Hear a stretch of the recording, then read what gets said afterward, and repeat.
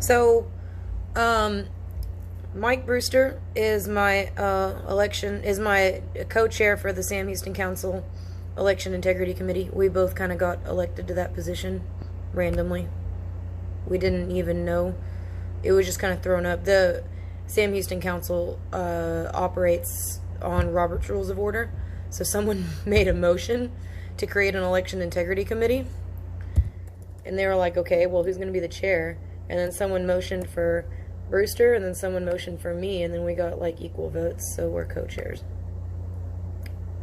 I'm glad I showed up to that meeting, because... So I want to go over this. So Mike Brewster had our county judge, Glenn Whitley, approach him after many, many episodes of Mike showing up to the commissioner's court and bothering the county commissioners about the CVRs, the cast vote records. Brewster wants the ballot images because our machines have the ability to produce them, but they're just not being produced. Hyder says he didn't turn on the function. Hyder Garcia is our Tarrant County Elections Administrator. He says, well, I haven't activated that function in the machines. And Brewster's like, why? And he wants them to do it. So he's up there all the time talking to them about it. But so he had his meeting with County Judge Glenn Whitley, and this is what Brewster says. But if you're not following Brewster Says on Telegram, you might as well. He only has 23 subscribers, and there are very few people as plugged in to what's happening in Tarrant County as myself, as Brewster, as a couple other people. But Brewster is out here. His name's Mike Brewster, but everyone calls him Brewster. He even refers to himself as Brewster. Brewster's made a public channel so that he can kind of convey what's going on around here. Now, it was odd that our county judge approached him and says, I want to talk to you. And Brewster was like, okay. So they had their meeting, and this is what Brewster says about it. Oh, and his channel's literally called Brewster Says, so go ahead and follow it, if you would, as my co-chair for the Sam Houston Council Election Integrity Committee. He says, I was pleasantly surprised with my meeting with the Tarrant County judge. He was legitimately curious. I didn't accomplish anything real fruitful, but we agreed that continuing dialogue was needed. His concern is keeping people from losing faith in the system and to keep people voting. His faith in the system comes entirely from their RLAs, which are perfect. I told him I had a bigger problem. I have no faith in the system, and I still need to keep people voting while telling them the system is broken so they'll help me get it fixed. I also conveyed that if I could do any one thing under the county's authority today, it would be to hammer the MiFi devices that are used by the poll books to smithereens. They are heavily wed to the countywide voting program, so that will be a tough sell for now. Other issues were discussed as well, but not deeply. So the meeting is this short review of the meeting. It seems like the meeting was better than I thought it was going to be honest. I wouldn't think that Whitley would express anything at all. He's showing concern that people are losing faith in the system, and he's damn right about that.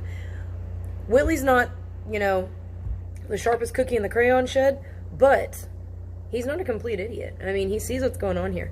I actually think that after the April 26th election integrity workshop in the county commissioner's court, I think he saw a few cracks in the facade himself, and he doesn't want to, be associated with such major discrepancies.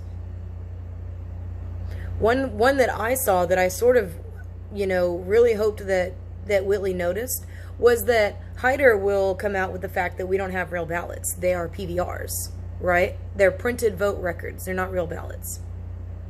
But here comes Troy, Harvard, Hyder's assistant, and no disrespect to Troy, but he was coming out there saying, these are real ballots. These are actual real paper ballots, but they're not. They're PVRs. They're different.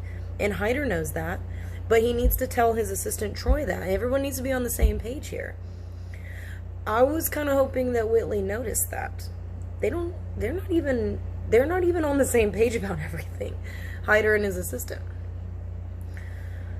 So, now he's talking about keeping people voting who are losing faith in the system. Yeah, I mean, people are aware that that we don't have the option to audit our elections. They don't make it easy, and there's no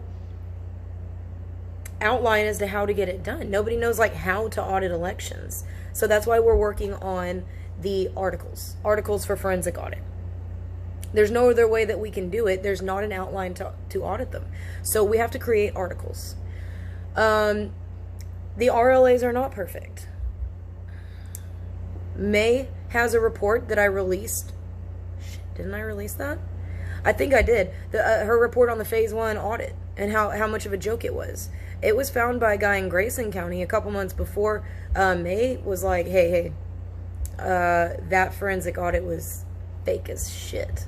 And I was like, yeah, I heard that. She goes, yeah, here's all of the information. So her report's pretty thorough on that. I think that Whitley sees that as well.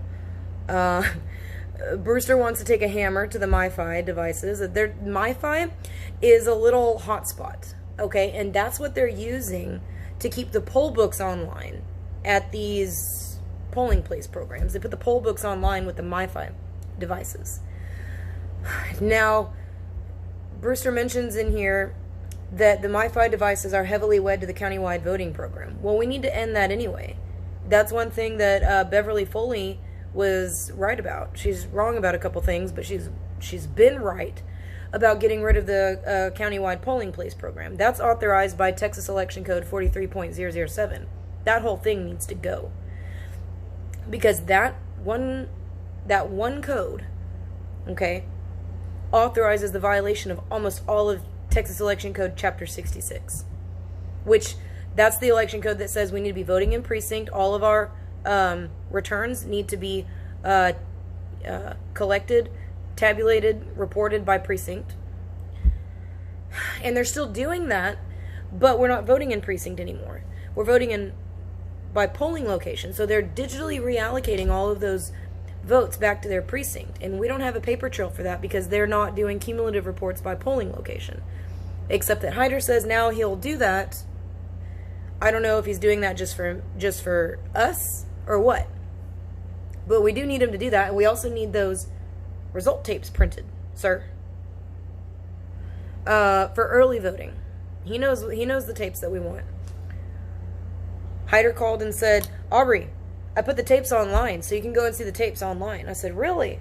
He said, yeah. I was like, really? Okay. It's election day only. We need the early voting result tapes posted online so that we can reconcile those totals between early voting and election day by polling location. That's what we want. We're not going to be able to reconcile those totals otherwise. Because here's the deal. Here's what everybody actually already understands. Once the fraudulent ballot is cast, okay, you can't get it back out. The damage will have already been done. So, telling people to report fraud, okay, that we find later, it's the equivalent of telling us to, okay, call us when you die. Call us when someone shoots you in the head, and then we'll go and we'll prosecute them. They'll get in trouble. If they kill you, they'll get in trouble. That's why it's difficult to keep people interested in voting in an unlawful system that they know they can't audit.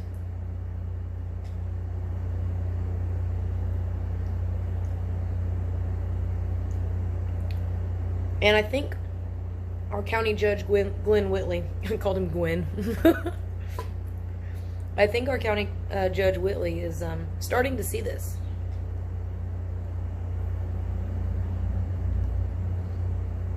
If this is a crack in the facade, you see this? I'm growing my nails back out. I'm going to wedge my nails in there and rip it apart. We're going to get on the same page.